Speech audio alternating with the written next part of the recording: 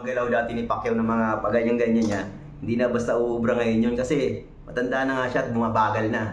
Kaya yung mga cannon right niya at left hook niya, baka hindi na umubra. Tsaka sasanggahin lang ng mahabang kamay ng kalaban niya yun. Kaya dapat talaga mag-ingat si Pacquiao ngayong laban na parating.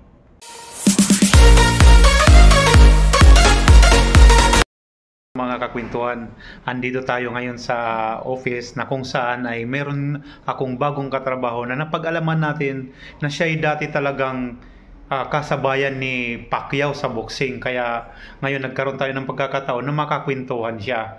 At kung anong magiging reaksyon niya, ano ang masasabi niya tungkol sa darating na laban ni Pacquiao, kung mananalo ba ito o may kakayanan pa ba itong manalo o talagang end na ng kanyang career bilang isang professional boxer. O ano masasabi mo sa laban ngayon ni Pacquiao? Sa tingin ko medyo mahihirapan si Pacquiao sa kalaban niya ngayon kasi bukod sa malakas na, mataas pa, tsaka advantage yung kalaban niya ngayon dahil batang-bata kaysa kay Pacquiao. Ang galaw dati ni Pacquiao ng mga paganyan-ganyan niya, hindi na basta uubra ngayon yun kasi matanda na nga siya at bumabagal na. Kaya yung mga cannon right niya at left hook niya, baka hindi na umubra. Tsaka sasanggahin lang ng mahabang kamay ng kalaban niya yun.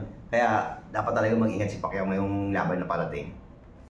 Ano pa yung mga may bintaha ba? May mga bintaha o talagang disadvantage o talagang mapapahirapan talaga siya? Mahihirapan si Pacquiao.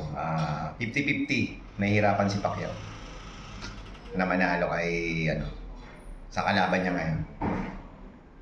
Malakas din talaga yung kalaban niya, no? Malakas, malaki, mahaba kamay, matindi, malakas manuntok. Sa tingin mo, anong mga dapat gawin ni Manny Pacquiao bilang kasabayan mo, naka-spar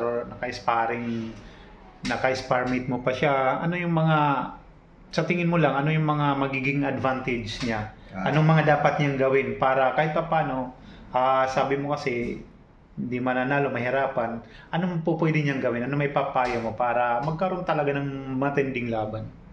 Kailangan dito gamitin agad ni Pacquiao yung bilis niya, lakas niya sa first round, tsaka round 2 kailangan mapabagsak niya na yung kalaban niya. Kasi kung hindi niya mapabagsak ang round 2, mahirapan na siyang manalo dyan sa kanyang kalaban. Napakalakas kasi nun.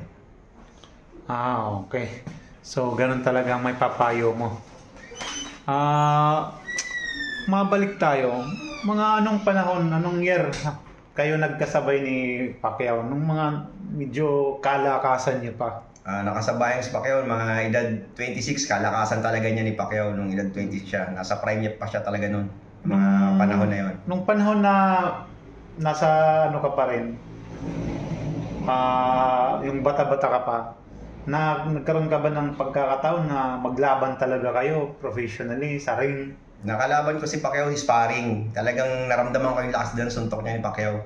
Pero sa ngayon, medyo nag-aalangan ako sa kanya. Andun pa yung lakas niya kaso bumagal na siya ngayon dahil sa may edad na nga siya. So ayun mga kakwentuhan, talagang nagkaroon tayo ng magandang pagkakataon kasi bago ko itong katrabaho, napag-usapan namin tungkol kay laban at saka kumbaga dahil sa kwentuhan nabanggit niya talagang kilala niya si Pacquiao at sila ay naging magkasabay sa pagboboxing. Ayan mga kwentuhan, kahit papaano